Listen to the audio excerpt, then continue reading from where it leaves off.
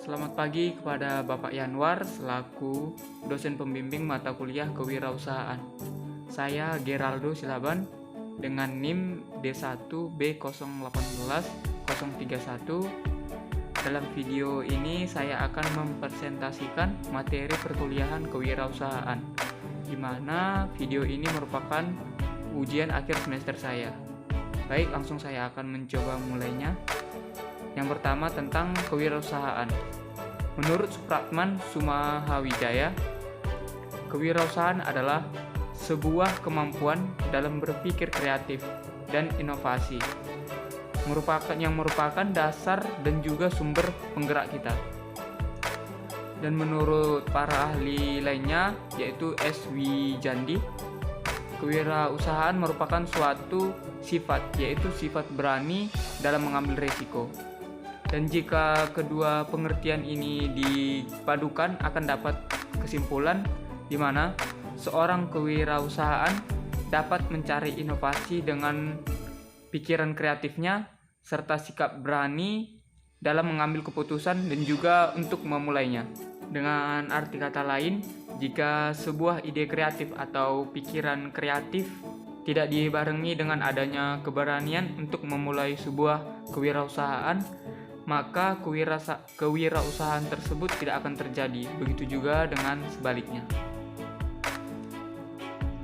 Dalam pembelajaran kewirausahaan dituntut untuk membuat bisnis plan. Dan bisnis plan yang saya buat itu berjudul Vegetable Fresh, yaitu produksi sayuran segar dengan teknik hidroponik nutrisi alami. Dari bisnis plan tersebut akan melibatkan materi perkuliahan kewirausahaan. Yang pertama mengenai permodalan usaha. Masalah pertama dalam menjalankan suatu kewirausahaan adalah usaha mencari modal. Kenapa? Yang pertama, karena konsep atau usaha kita meragukan. Yang kedua, kegagalan dalam menindaklanjuti usaha yang kita buat. Yang ketiga, kurangnya pengalaman dalam berwirausaha atau ketajaman bisnis. Yang keempat, kurangnya hubungan dengan sumber pemodal. Materi yang kedua terkait bisnis plan yang telah kami buat yaitu analisis usaha. Analisis usaha ini yang pertama, latar belakang. Latar belakang ini berisi mengapa saya memilih usaha Vegetable Fresh. Yang kedua, gambaran umum usaha. Di dalam gambaran umum usaha ini menjelaskan seperti apa usaha yang saya lakukan, produksi apa yang dihasilkan oleh usaha saya, dan bagaimana cara untuk memproduksinya. Yang ketiga itu ada analisis pesaing dan keunikan produk. Persaingan dalam budidaya sayuran sangatlah ketat, namun diimbangi dengan keunikan produk yang sehat dan bebas dari bahan nutrisi kimia. Sekarang produk kami mampu menghasilkan sayuran budidaya hidroponik dengan nutrisi alami. Yang keempat, pengaplikasian program. Sayuran merupakan kebutuhan yang sangat diperlukan oleh tubuh manusia. Namun saat ini untuk mendapatkan tumbuhan yang bebas bahan kimia sangatlah sulit didapatkan karena permintaan kebutuhan manusia yang semakin banyak dan mendesak, sehingga membuat produsen harus memikirkan cara untuk dapat memenuhi kebutuhan tersebut. Materi yang ketiga yang berkaitan dengan bisnis plan yang telah kami buat yaitu resiko usaha. Yang pertama ada resiko teknis. Risiko teknis meliputi tempat. Untuk pelaksanaan budidaya dibutuhkan lokasi lahan yang cukup luas dan sesuai dengan usaha yang akan kita lakukan. Solusi yang kami dapatkan adalah dengan mengajukan peminjaman lahan percobaan terhadap Universitas Jambi. Yang kedua itu risiko waktu.